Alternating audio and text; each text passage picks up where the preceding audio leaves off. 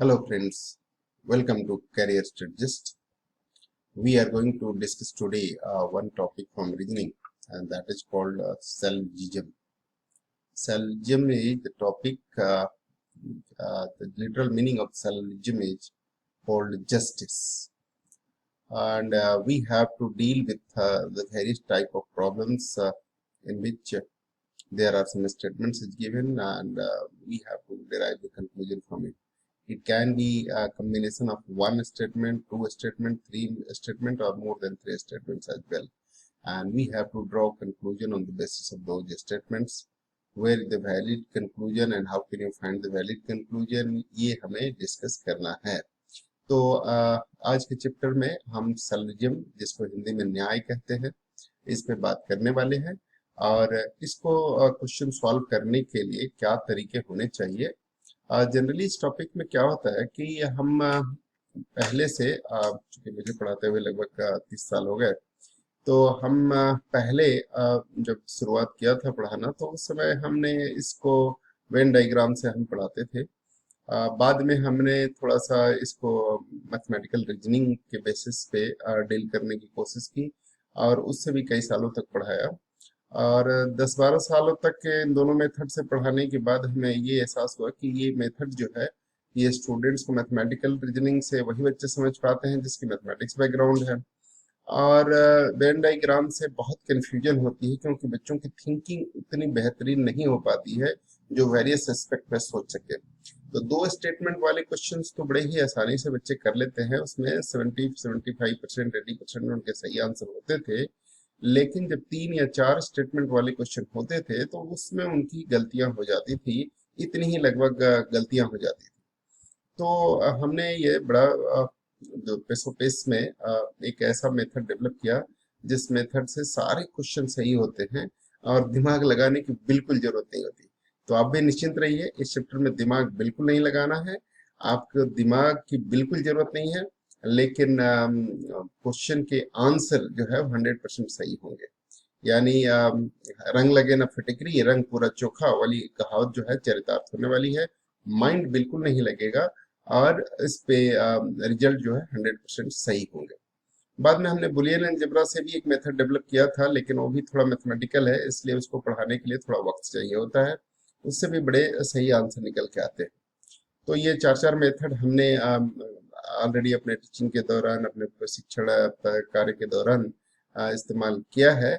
लेकिन अब जो मुझे आपको पढ़ाने का जो लग रहा है, वो हमें लग रहा है कि हम जो रूल डेवलप किए हैं उसको सीखने की जरूरत है, जिससे क्वेश्चन के सारे आंसर बिल्कुल ही सही आ जाते हैं. तो आज आप सीखने वाले हैं ऐसी मेथड जिसमें बिल्कुल दिमाग नहीं लगेगा.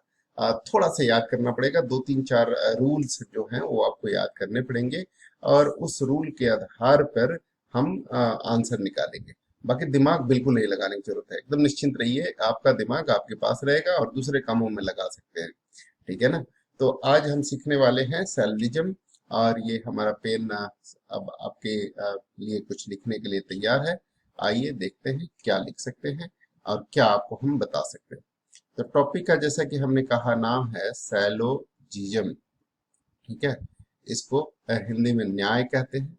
और ये टॉपिक है, इसमें क्या है, लेकिन कुछ जनरल टर्म्स और उस जनरल टर्म्स को आपको जानना चाहिए कि जनरल टर्म्स क्या है. जो बीच बीच में बात होगी उस जनरल टर्म्स के बारे में पहले कुछ सीख लेते हैं, है ना.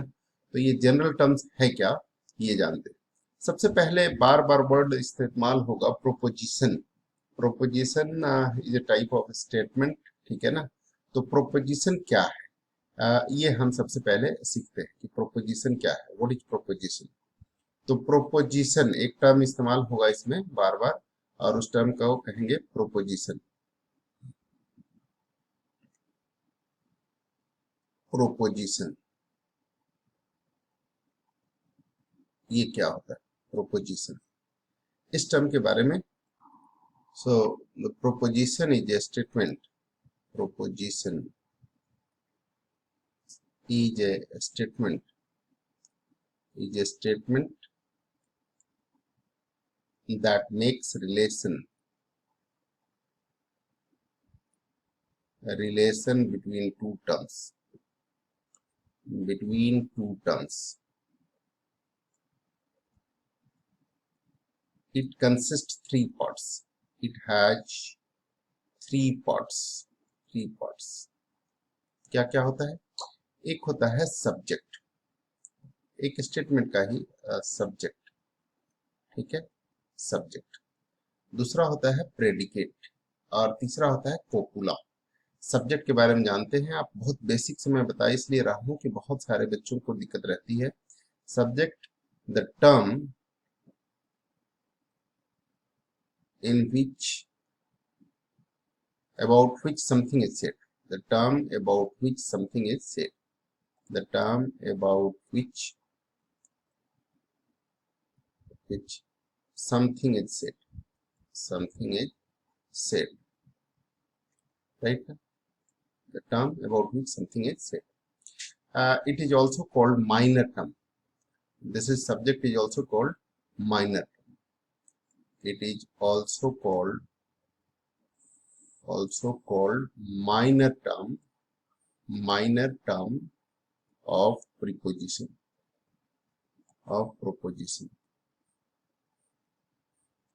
ठीक है, minor term of the proposition. दूसरा जो टर्म होता है वो होता है प्रेडिकेट। और प्रेडिकेट क्या होता है? प्रेडिकेट, सब्जेक्ट प्रेडिकेट आपने इंग्लिश में भी पढ़ा होगा। The term which is said, the characteristics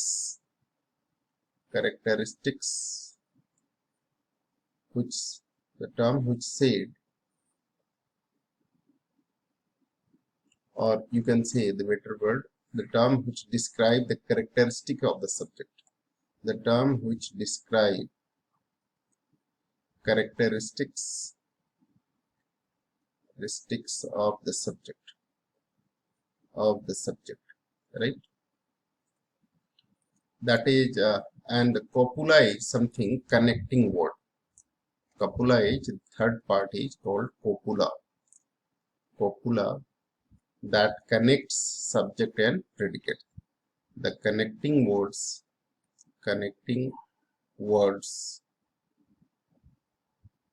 of the two parts of proposition, ठीक है, ये होता है। तो ये दो पार्ट के बारे में, जैसे मैं कहूं कि the boy is intelligent, or the girl is beautiful, then it means here this is what first part about which something is said, so this one is called subject, ये है इसका सब्जेक्ट। और ये जो है प्रेडिकेट है, क्योंकि ये इसके कैरेक्टर को बता रहा है तो ये प्रेडिकेट है। और जो दूसरा है, ये थर्ड वन, ये है हमारा कोपुला। तो इस तरीके से हम सब्जेक्ट, प्रेडिकेट और कोपुला तीन पार्ट होता है।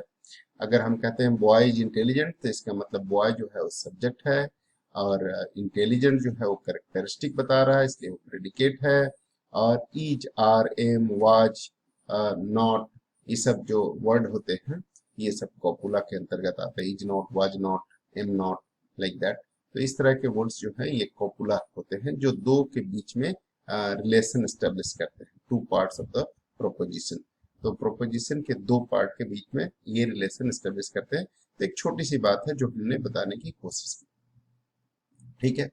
अब इसके बाद एक शब्द आता है जो कहलाता है माइनर टर्म और मेजर टर्म। जब हमने माइनर टर्म कहा कि ये जो है माइनर टर्म भी कहलाता है, सब्जेक्ट जो है वो क्या है, सब्जेक्ट इज माइनर टर्म, तो ये माइनर टर्म कहलाता है। तो प्रेडिकेट को कहते हैं major term, it is also called major term. ये जो प्रेडिकेट है it is major term. Major और माइनर क्यों कहते हैं ये बताएंगे। मेजर टर्म ऑफ प्रोपोजिशन, ठीक है, मेजर टर्म ऑफ प्रोपोजिशन, ये है मेजर टर्म, वो है माइनर टर्म, ठीक है। ये बातें याद रखनी। जैसे अब हम कहते हैं कि द गर्ल इज ब्यूटीफुल, अगर मान लीजिए कि हमने कहा कि द गर्ल इज ब्यूटीफुल, तो गर्ल ब्यूटीफुल का एक पार्ट है। अगर मैं ये समझूं यहाँ पे कि ऐसा एक कोई डोमेन है, तो इस डोमेन में गर्ल जो होगा वो एक पार्ट होगा। गर्ल इज ब्यूटीफुल, और गर्ल इसका इस डोमेन का पूरा एक पार्ट होगा। मैं ये कहूँ कि ये ब्यूटीफुल है, ये पूरा डोमेन ब्यूटीफुल को रिप्रेजेंट कर रहा है, तो गर्ल जो है वो इसका एक पार्ट, एक डोमेन हो सकता है ना। तो ये जो है ये एक डोमेन हो सकता है। ये है ब्यूटीफुल और ये है गर्ल्स, तो ये ब्यूटीफुल, ब्यूटीफुल है ना, और ये है गर्ल्स को रिप्रेजेंट कर रहा है, ये है गर्ल्स। तो girls is a beautiful, beautiful सिर्फ गर्ल्स ही हो सकती है ऐसा नहीं है, बहुत सारी चीज ब्यूटीफुल हो सकता है, और सब ब्यूटीफुल गर्ल होगा ये भी जरूरी नहीं है। तो इसका मतलब है कि गर्ल एक माइनर एरिया को रिप्रेजेंट कर रहा है इन ब्यूटीफुल, एंड देयरफॉर ब्यूटीफुल जो है इसका मेजर पार्ट है और गर्ल जो है इसका माइनर पार्ट है। तो this is a minor and major part, it is called minor term, major term, minor term and major term of the proposition। ये बात आपको समझ में आनी चाहिए, ठीक है। दूसरा जो एक टर्म है, एक्चुअली माइनर और मेजर टर्म कंक्लूजन के होते हैं, ठीक है ना, कंक्लूजन के पार्ट, लेकिन कंक्लूजन भी एक स्टेटमेंट होती है, इसलिए हमने यही बता दिया कि हर एक स्टेटमेंट का एक माइनर और मेजर टर्म होगा। तो मेजर और माइनर टर्म कंक्लूजन्स के होते हैं, ठीक है ना, ध्यान रहे इस बात। तो प्रोपोजिशन के नहीं, कंक्लूजन के होते हैं, लेकिन वो भी एक स्टेटमेंट ही होता है, इसलिए हमने ऐसा बता दिया। तो अब एक टर्म होता है contradictory term, contradictory contradictory term. Contradictory terms क्या होते हैं? कुछ ऐसे टर्म्स होते हैं जो कि दोनों एक साथ सही नहीं हो सकते। एक सही होगा तो दूसरा पक्का गलत होगा। Two terms are said to be contradictory terms, two terms are said to be contradictory terms, said to be contradictory terms, contradictory terms if one of them is true, other must be false, other must be false, ठीक है। ये इसको हम कहते हैं contradictory terms. तो ये contradictory terms क्या है? जैसे एग्जाम्पल के तौर पे अगर मैं कहूं man and not man, man and not man, not man, ये दोनों एक साथ सही नहीं हो सकते। या तो आदमी होगा या आदमी नहीं होगा, है ना। मैन एंड नॉट मैन, ये these are the two terms and they can not be true together. One of them is true then other must be false. अगर वो आदमी है तो आदमी नहीं है, ये वर्ड गलत होगा। इसी तरह से hot and not hot, hot and not hot, ये शब्द जो है, ये शब्द भी जो है एक सही होगा तो दूसरा पक्का गलत होगा। इस तरीके के स्टेटमेंट हम कह सकते हैं लड़का या लड़की। अगर लड़का है तो लड़की नहीं होगा, ये भी गलत है। लेकिन यहाँ पे कुछ अभी विरोधाभास है, अभी जो इसलिए इस एग्जाम्पल को नहीं दिया। ये कॉन्ट्रैरी टर्म्स कहलाता है, ऐसे टर्म्स जो दोनों सही नहीं हो, दोनों गलत हो सकते हैं। दोनों एक साथ सही नहीं हो सकते और दोनों एक साथ गलत नहीं हो सकते। यहाँ पर क्या है कि ये दोनों एक साथ सही नहीं हो सकते और दोनों एक साथ गलत नहीं हो सकते। एक पक्का उसमें से सही होगा, दूसरा गलत होगा। इसका मतलब हुआ कि that is both cannot be true together, can't be true together, and both can't be false together, both can't be false together, false together। दोनों एक साथ न तो सही हो सकते हैं न दोनों एक साथ गलत हो सकते हैं।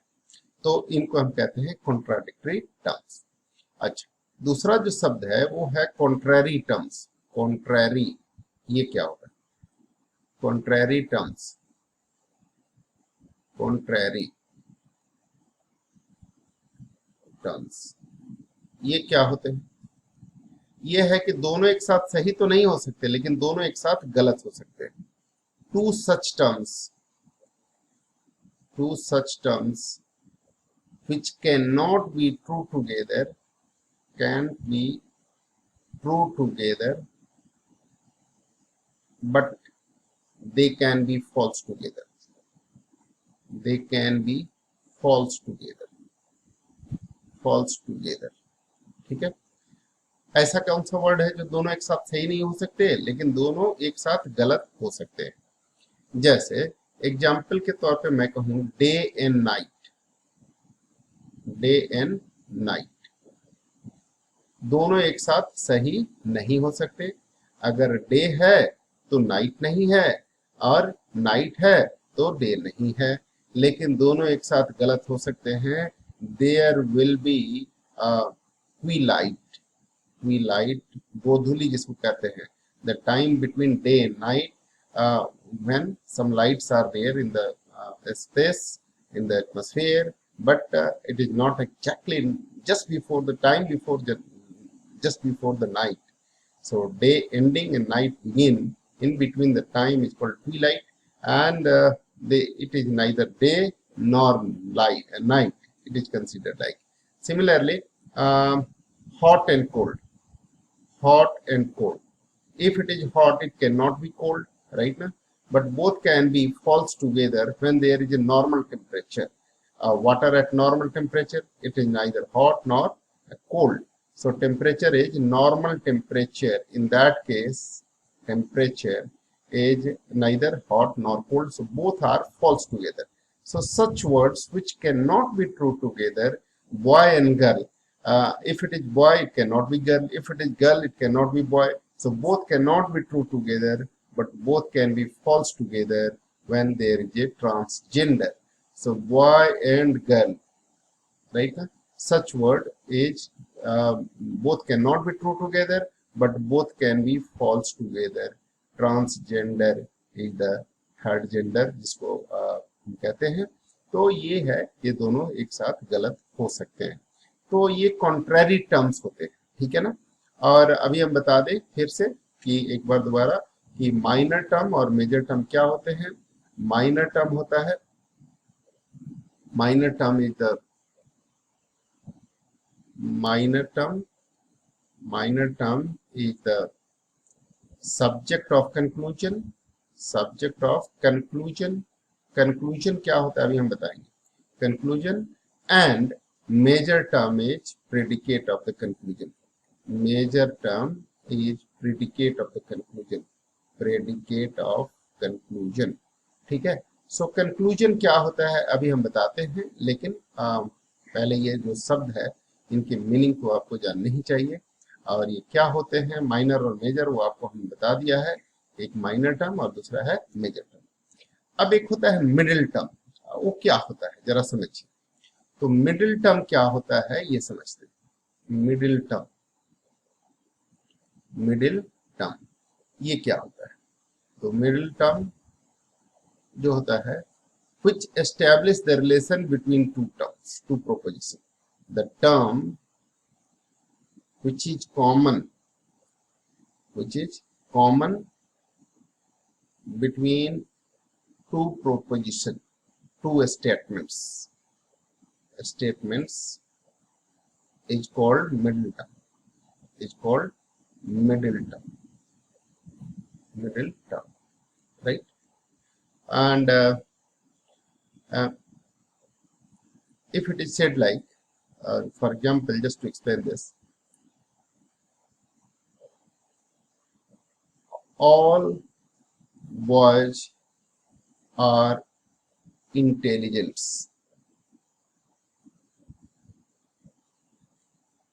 all boys are intelligent,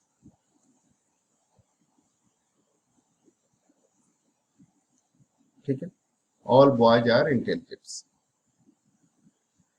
और फिर एक स्टेटमेंट लिखा हो कि all intelligence are, all intelligence are handsome,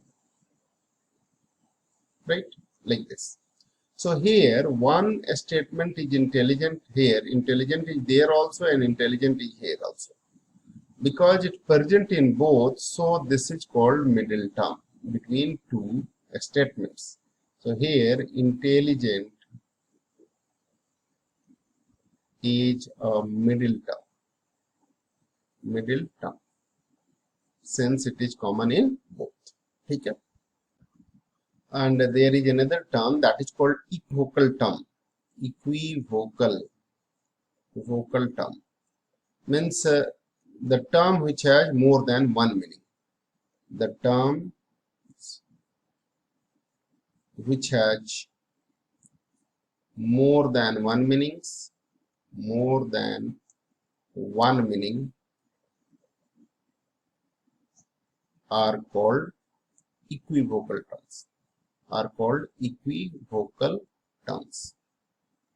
ठीक है, ये एक छोटी सी बात हो गई। जैसे कौन सा ऐसे टर्म हो सकते हैं, तो जैसे मान लीजिए कि लाइट, फॉर एग्जांपल लाइट की बात करें तो लाइट, एक लाइट भी होता है जो हम जिसमें देखते हैं, जिसमें बैठते हैं, प्रकाश। और लाइट हल्का को भी कहते हैं, हल्का जो है लाइट को, लाइट वेट है ना, तो लाइट होता है। इसी तरह से साउंड वेट के लिए भी इस्तेमाल होता है, साउंड ध्वनि के लिए भी इस्तेमाल होता है ना। तो इसी तरह से हेड जो है वो भी एक तो हमारा सिर है हेड, दूसरा हेड ऑफ सम ऑर्गेनाइजेशन हो सकता है ना। तो इस तरह के कुछ वर्ड्स हैं जिनके की एक से ज्यादा मीनिंग होते हैं, इनको हम कहते हैं इक्विवोकल टर्म्स। इसके बाद दो और टर्म्स की बात करें, एक होता है डेफिनिट टर्म्स। ये क्या होते हैं उसके बाद हम आगे बात करेंगे। डेफिनिट टर्म्स होता है कि जिसका फिक्स्ड मीनिंग होता है, the term which has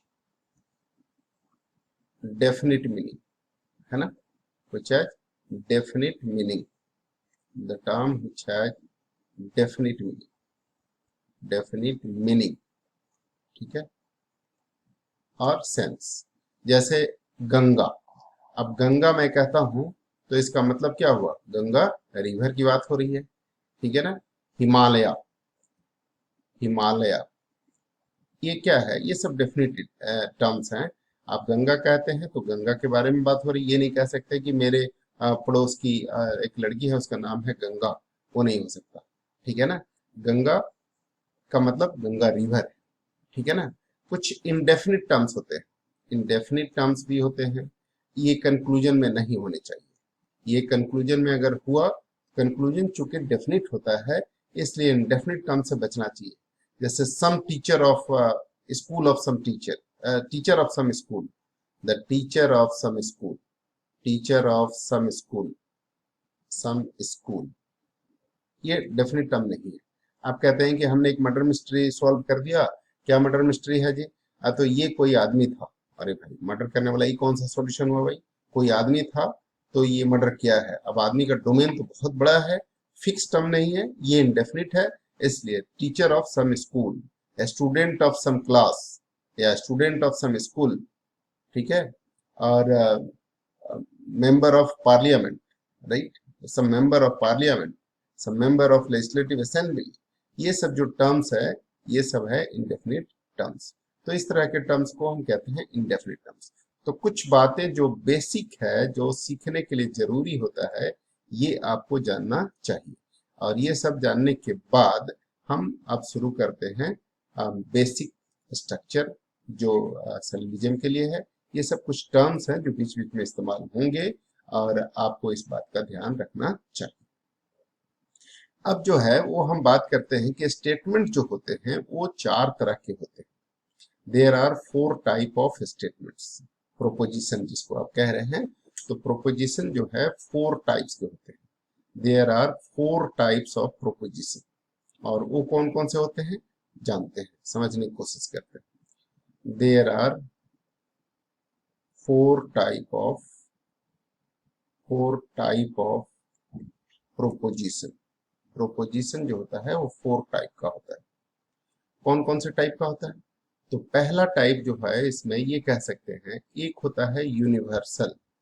basically इनकी करेक्टर होती है। एक तो होता है टाइप और दूसरा होता है इसका करेक्टर। पहले अगर हम दो टाइप में बांटे तो एक को कहेंगे universal nature, universal domain wise, और दूसरा होता है पर्टिकुलर।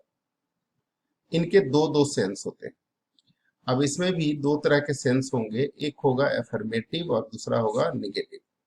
तो एफर्मेटिव, एफर्मेटिव सकारात्मक, और दूसरा होता है निगेटिव नकारात्मक, है ना।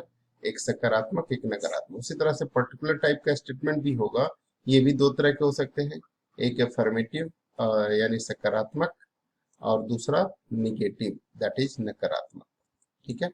तो यूनिवर्सल, कुल मिलाकर के अगर हम ये कहें कि यूनिवर्सल का मतलब होता है जो पूरे डोमेन के बारे में बात करे, which discuss about the complete domain, which discuss about complete domain of, complete domain of subject, of subjects। ठीक है, ये होता है यूनिवर्सल। और ये पर्टिकुलर का मतलब क्या है, कंप्लीट डोमेन के बारे में ये बात करते हैं। ठीक है ना, याद रहे यूनिवर्सल नेचर जो होता है वो complete domain of subject. Particular type जो स्टेटमेंट होता है उसमें क्या होता है, ये डिस्कस करता है a part of domain, it discuss about a part of domain. ठीक है, part of domain of subject, subject. जैसे मैं कहूं कि ऑल स्टूडेंट्स आर इंटेलिजेंट, तो ये होगा यूनिवर्सल। इसमें कहूँ 99% स्टूडेंट्स आर इंटेलिजेंट, इसका मतलब अभी भी हम 100% 100% की बात, कंप्लीट डोमेन की बात नहीं कर रहे हैं। तो यहाँ पे या some students are intelligent, right ना, someone has stolen this, like this. तो इसमें ये हम कहें कि इसमें जो स्टेटमेंट की बात कही जा रही है वो पूरे डोमेन, सब्जेक्ट के पूरे डोमेन के बारे में बात नहीं कही जा रही है। 99% स्टूडेंट्स आर इंटेलिजेंट, तो ये हो गया कि हम पूरे डोमेन की बात नहीं कर रहे हैं। ठीक है ना, everyone in this class is intelligent, तो इसका मतलब है इस क्लास के सभी बच्चों के बारे में बात कर रहे हैं। तो ये हो सकता है। तो कुछ टर्म्स हैं जिससे हम पता कर सकते हैं कि कौन सा स्टेटमेंट है वो यूनिवर्सल है और कौन सा स्टेटमेंट जो है वो पर्टिकुलर है। तो स्टेटमेंट अब चार तरह के हो गए। अगर हम इसको पूरी तरह से लिखें तो पहला है यूनिवर्सल अफर्मेटिव, अफर्मेटिव सेंटेंस, है ना। इसको ए से रिप्रेजेंट करते हैं। और ये है, जैसे कि एग्जांपल कुछ दे दूं तो ये लिखूं कि all boys are intelligent, boys are intelligent. वही एग्जांपल बार बार ले रहे हैं ताकि आपको समझने में सुविधा हो। ये ऑल बॉयज आर इंटेलिजेंट, ये सभी बच्चों के बारे में बात कर रहे हैं। All leaders are, all teachers are good, all teachers are good, teachers are good, right ना।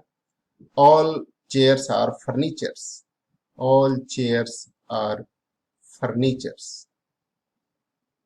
ठीक है, ये स्टेटमेंट जो है इसमें सारी चीजें ऑल से शुरू हो रही है। तो ऑल से शुरू हो रही है और इसमें एक्सेप्टेंस है, आर फर्नीचर्स।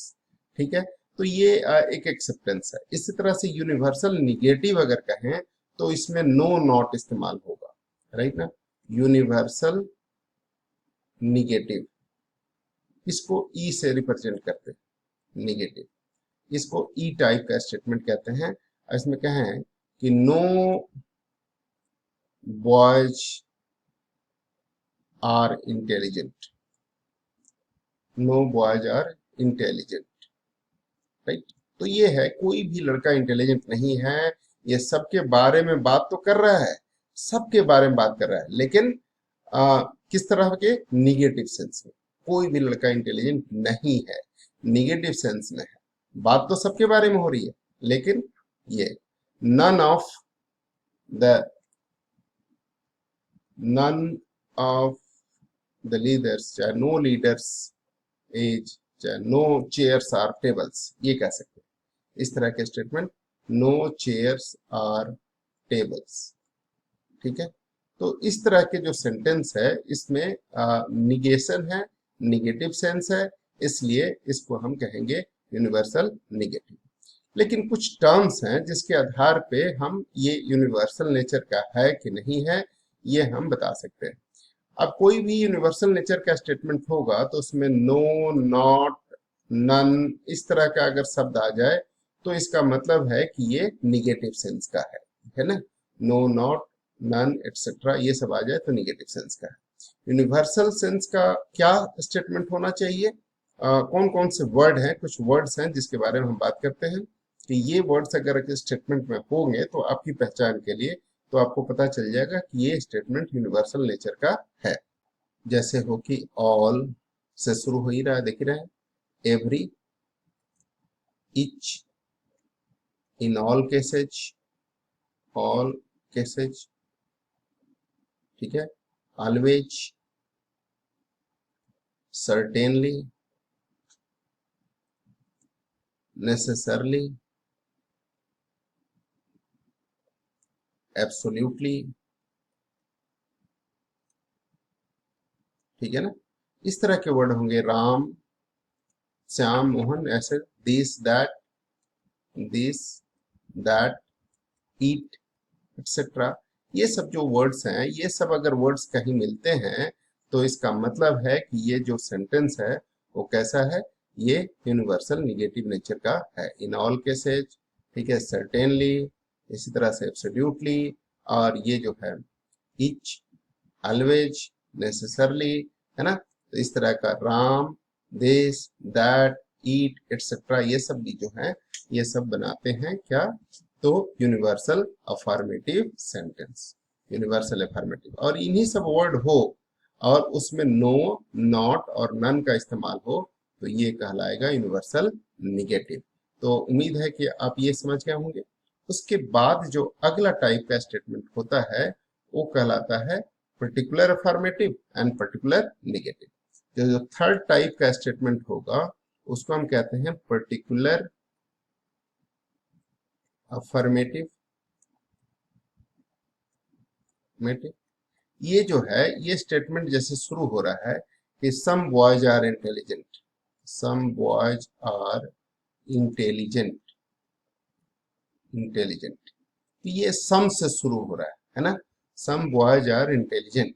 तो इस तरीके का जो अगर स्टेटमेंट होगा तो इसको हम कहेंगे यूनिवर्सल अफर्मेटिव सेंटेंस, सम से शुरू होगा। ऐसे ही कुछ कुछ होगा, ये पूरे डोमेन के बारे में बात नहीं कर रहे हैं, ये सम के बारे में बात कर रहे हैं, है ना।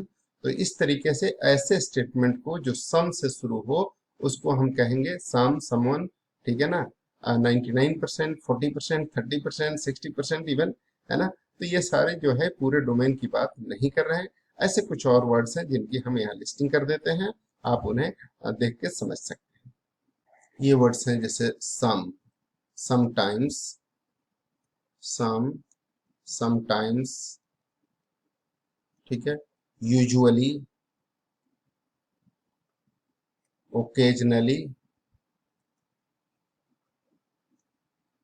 Almost all, almost all, in, right ना, ऑलमोस्ट ऑल, ऑलमोस्ट ऑल ये शब्द हो गए। ये ऑलमोस्ट ऑल कह रहे हैं तब भी हम सबके बारे में बात नहीं कर रहे, ऑलमोस्ट ऑल, ठीक है ना, usually, occasionally, sometimes, frequently, frequently he comes to my home, frequently मतलब नॉट डेली, राइट ना, sometimes, someone, in some cases, in some cases, not all cases, right ना, 99% etc। इस तरह के वर्ड जो हैं, इस तरह के और भी शब्द हैं जिनको सबको लिस्ट करने की जरूरत है, जैसे मोस्ट, मोस्टली, है ना, द फ्यू, मेनी, इस तरह के जो वर्ड्स हैं, ऑफन, परहैप्स, इस तरह के जो वर्ड्स हैं इससे पता चल रहा है आपको इतने समझदार तो आप हैं जिससे कि ये जो है स्टेटमेंट वो पर्टिकुलर टाइप का है, often, perhaps, the many, some cases, the few, ठीक है ना। इस तरह के जो वर्ड्स हैं वो आपको पता चल जाएगा कि ये पर्टिकुलर वर्ड है, ये सारे डोमेन की बात नहीं कर रहे। इसको रिप्रेजेंट करते हैं आई से, इसको रिप्रेजेंट करते हैं आई टाइप का स्टेटमेंट बोलेंगे। और चौथे टाइप का जो स्टेटमेंट होता है उसको हम कहते हैं particular negative. Particular negative negative sentence, ठीक है। ये है some boys are not intelligent. Some boys are not intelligent. Not intelligent ये निगेटिव सेंस में है ना, इंटेलिजेंट। तो ये है कि ये निगेटिव सेंस में है। इसकी खास बात क्या है कि पर्टिकुलर वर्ड तो होंगे लेकिन नो, नॉट, नन इस तरह के वर्ड से इसमें होंगे। तो सम और नॉट हो तो हम समझ जाएंगे कि पर्टिकुलर निगेटिव की बात कर रहे हैं, और इस तरह के सेंटेंस को हम ओ टाइप का सेंटेंस कहते हैं। A E I O, there are 4 type of statements. A E I O, इसमें जो होगा नो, नॉट, नन इस तरह का वर्ड इस्तेमाल होगा। तो ये बेसिक चीज है जो 4 टाइप के सेंटेंस हैं उनके बारे में। अब इनकी लिस्टिंग और कैरेक्टर्स हम कर लेते हैं थोड़ा सा, और फिर आगे बात करते हैं, ठीक है। तो ये आप एक समरी के रूप में याद रख सकते हैं, और आप इसको इस तरीके से याद कर सकते हैं कि एक ए होता है, ई होता है, आई होता है, ओ होता है। अंग्रेजी वर्णमाला के पहले 4 वॉवेल के नाम पे इसको रखा हुआ है, ए ई आई ओ। और आप इसको आसानी से याद कर सकते हैं। इसमें ऑल से शुरू होता है, इसमें नो से शुरू होता है, और एस यहाँ पे सब्जेक्ट को रिप्रेजेंट कर रहा है, ये प्रेडिकेट को रिप्रेजेंट कर रहा है, ये सब्जेक्ट, ये प्रेडिकेट, ठीक है ना। कोई भी हो सकता है, boys is good, girls is beautiful, girl is beautiful, Mona is intelligent, Ram is honest, कुछ भी हो सकता है। तो इस तरीके का सब्जेक्ट और प्रेडिकेट के कॉम्बिनेशन से आप इसे समझ सकते हैं, कोई भी सब्जेक्ट और प्रेडिकेट होगा। इसकी क्वांटिटी जो होगी वो होगी यूनिवर्सल नेचर की, और ये इसके जो क्वालिटी है वो एक अफर्मेटिव हो सकती है, एक ही अफर्मेटिव होती है, और इसकी जो होती है निगेटिव होती है। इसमें क्या डिस्ट्रीब्यूटेड है, सब्जेक्ट डिस्ट्रीब्यूटेड और प्रेडिकेट अनडिस्ट्रीब्यूटेड, ये क्या है ये अभी हम अगली क्लास में बात करेंगे। फिलहाल के लिए ये समझ लीजिए कि ये है यूनिवर्सल टाइप, दूसरा होता है पर्टिकुलर टाइप, ये दोनों पर्टिकुलर टाइप है। इनकी क्वालिटी जो है वो निगेटिव और अफर्मेटिव और निगेटिव है, ये भी है। तो इसको हम आई और ओ से रिप्रेजेंट करते हैं। ये सम से शुरू होता है, सम सब्जेक्ट इज प्रेडिकेट, और सम और नॉट से जब शुरू हो तो आप ओ टाइप का होगा। इसमें कुछ भी डिस्ट्रीब्यूटेड नहीं होता, आई में कुछ भी डिस्ट्रीब्यूटेड नहीं होता, ओ में प्रेडिकेट डिस्ट्रीब्यूटेड होता है। तो आप फिलहाल के लिए डिस्ट्रीब्यूटेड क्या होता है ये थोड़ा समझ लेते हैं, और उसके बाद हम बात करते हैं। जैसे मैं कहूं कि A is greater than B, ठीक है, और ए इज ग्रेटर देन सी, इसमें ए मिडिल टर्म है, ए मिडिल टर्म है यहाँ पर, लेकिन ये डिस्ट्रीब्यूटेड नहीं है, इसलिए इनसे हम कोई भी कंक्लूजन नहीं ड्रॉ कर सकते। No conclusion can be establish between B and C, between B and C, B and C, इसमें हम कोई कंक्लूजन एस्टेब्लिश नहीं कर सकते। यहाँ हम कह सकते हैं कि middle term is not distributed, यहाँ मिडिल टर्म डिस्ट्रीब्यूटेड नहीं है। यहाँ पर ए जो है middle term, and that can say कि मिडिल टर्म डिस्ट्रीब्यूटेड नहीं है। एक दूसरा एग्जांपल लेते हैं कि यही लिखा हो कि A is greater than B and C is greater than A, तो आप ए मिडिल टर्म है यहाँ पर भी, और मिडिल टर्म होने का मतलब है कि ये दोनों तरफ है, जो बी के साथ भी रिलेशन एस्टेब्लिश कर रहा है और सी के साथ भी रिलेशन एस्टेब्लिश कर रहा है। तो ऐसी स्थिति में आप एक कंक्लूजन ड्रॉ कर सकते हैं कि ए बी से बड़ा है और सी ए से बड़ा है, तो सी जो है ए से बड़ा है, यानी इससे हम कह सकते हैं कि सी इज ग्रेटर देन बी। एक कंक्लूजन आप एस्टेब्लिश कर सकते हैं, इससे आप एक कंक्लूजन एस्टेब्लिश कर सकते हैं कि सी जो है वो किससे बड़ा है। यहाँ पर हमने ये लिखा, तो आप ये कह सकते हैं कि सी ए से बड़ा है, तो कंक्लूजन हो गया कि सी ए से बड़ा है, और ए बी से बड़ा है, तो कंक्लूजन हो गया कि सी इज ग्रेटर देन बी। तो यहाँ पर जो मिडिल टर्म है, ये ए यहाँ पर भी मिडिल टर्म है, ए इधर भी है, ए बी के साथ भी रिलेशन एस्टेब्लिश कर रहा है, ए सी के साथ भी रिलेशन एस्टेब्लिश कर रहा है, तो सी इज ग्रेटर देन बी हम कह सकते हैं। और यहाँ हम कहेंगे कि मिडिल टर्म डिस्ट्रीब्यूटेड है, यहाँ पर है ये कहते हैं कि middle term is distributed, middle term is distributed. Distributed का सेंस ये हो गया कि यहाँ पर मिडिल टर्म डिस्ट्रीब्यूटेड है। तो आपको ये याद रखना है कि यहाँ पर क्या डिस्ट्रीब्यूटेड है। उसी तरह से कोई टर्म डिस्ट्रीब्यूटेड है, हमने मिडिल टर्म की बात की है।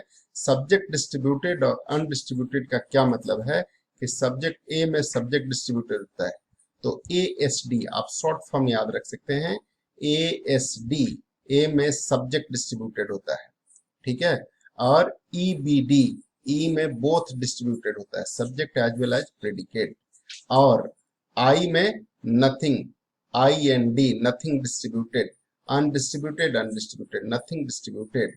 और ओ पी डी यानी ओ में प्रेडिकेट डिस्ट्रीब्यूटेड होता है, कोई और डिस्ट्रीब्यूटेड नहीं होता। तो ये आप चार क्विक जो एब्रिविएशन है वो आप अगर याद रख लें तो आपकी बात बन जाएगी। एक ये हम बॉक्स बना देते हैं, इस बॉक्स में इस बात को हम लिख देते हैं, ए एस डी, ए में सब्जेक्ट डिस्ट्रीब्यूटेड होता है, ध्यान से समझें। और ये हमने लिख दिया ए एस डी, ठीक है, A S D, E B D, E B D, I N D और O P D, O P D. ये चार जो वर्ड्स हैं, कीवर्ड है, इसको आप याद रख सकते हैं और इससे आपको पता चल जाएगा कि किस में डिस्ट्रीब्यूटेड होता है। ये चार कीवर्ड्स हैं, इसको आप याद रखें, इससे आपकी बात बन जाएगी, ठीक है। तो उम्मीद है कि आप इतनी सी बात आज मुझे लगता है इस पहले लेक्चर में सही रहेगा, और आप अगर इसको अच्छे से याद रख लेते हैं तो आगे आपको समझने में सुविधा होगी। कल जो अगली लेक्चर होगी उसमें हम बात करेंगे कि इनको रूल और क्या है, एक दो छोटे छोटे और रूल हैं जिसके आधार पे हम ये डिसाइड कर पाएंगे कि जो है वो कोई भी स्टेटमेंट का, अगर कोई दो या तीन स्टेटमेंट दिया गया है तो उसका कंक्लूजन हम कैसे निकाल सकते हैं। आज हमने क्या सीखा है, आज हमने सीखा है कि A S D, E B D, I N D और ओ पी डी, है ना। ये चार स्टेटमेंट है जिसको आपको याद रखना है। ये चार की वर्ड्स हैं, एब्रिविएशन है। ए में सब्जेक्ट डिस्ट्रीब्यूटेड होता है, ई में बी फॉर बोथ डिस्ट्रीब्यूटेड यानी सब्जेक्ट और प्रेडिकेट डिस्ट्रीब्यूटेड, आई में nothing distributed, N for nothing, and O में प्रेडिकेट डिस्ट्रीब्यूटेड होता है, प्रेडिकेट डिस्ट्रीब्यूटेड होता है, याद रखें। और डिस्ट्रीब्यूशन के हिसाब से क्या होता है डिस्ट्रीब्यूशन से, क्योंकि डिस्ट्रीब्यूशन से मिडिल टर्म यहाँ पर डिस्ट्रीब्यूटेड है तो रिजल्ट हमें कंक्लूजन मिल सकता है, और मिडिल टर्म डिस्ट्रीब्यूटेड नहीं है तो कोई कंक्लूजन नहीं मिलेगा। यहाँ पर मिडिल टर्म जो है वो क्या है, मिडिल टर्म यहाँ पर है, middle term A is not distributed, is not distributed, and जब मिडिल टर्म डिस्ट्रीब्यूटेड नहीं है तो कंक्लूजन नहीं ड्रॉ कर सकते। ए की सैलरी बी से ज्यादा है, ए की सैलरी सी से ज्यादा है, बताइए बी और सी में किसकी सैलरी ज्यादा है, ये आप बता सकते हैं, आप नहीं बता सकते। तो ऐसी जो चीजें आप कंक्लूजन एस्टेब्लिश कैसे कर सकते, किन किन स्टेटमेंट में कंक्लूजन होगा और कंक्लूजन कैसे एस्टेब्लिश होगा, ये सब बेसिक जो फंडामेंटल हमने बातें बताई है उसको अगर आप ठीक से समझ गए हैं तो आगे आपको समझ में आएगी। तो आज आप इसको दोबारा याद कर लीजिए, एक बार पढ़ लीजिए, समझ लीजिए, और जब ये पढ़ समझ के आप अच्छी तरह से तैयार हो जाएंगे तो कल से हम यानी जो भी लेक्चर होगी हमारी तो उसमें हम ये सारी बातें आपको बताएंगे कि कैसे स्टेटमेंट से कंक्लूजन हम निकाल सकते हैं और वैलिड कंक्लूजन निकालने के लिए क्या क्या कंडीशन होनी चाहिए। ये लॉजिक का पार्ट है। लॉजिक 256 तरह के होते हैं और 256 तरह के इसमें जो लॉजिकल कंक्लूजन्स होते हैं, स्टेटमेंट्स होते हैं, उनमें से 16 तरह के हमें पढ़ने हैं, और जिन 16 तरह के हमें पढ़ने हैं उनमें से सिर्फ 6 में कंक्लूजन निकलते हैं, बाकी 10 में कोई कंक्लूजन नहीं निकलता। तो जिन 6 में कंक्लूजन निकलते हैं वो कैसे निकलते हैं उनकी हम बात अगली क्लास में करेंगे। तब तक के लिए नमस्कार, और आपका बहुत बहुत आभार कि आपने ये वीडियो देखा। और अगर अभी तक आपने चैनल सब्सक्राइब नहीं किया है तो सब्सक्राइब कर लीजिए और बेल आइकन को भी प्रेस कर दीजिए ताकि कोई भी नोटिफिकेशन हो तो आपको चैनल पे वीडियो अपलोड हो तो उसकी नोटिफिकेशन आपको मिल सके। बहुत बहुत शुक्रिया आपका, और आज इसी के साथ इजाजत दीजिए। नमस्कार, जय हिंद।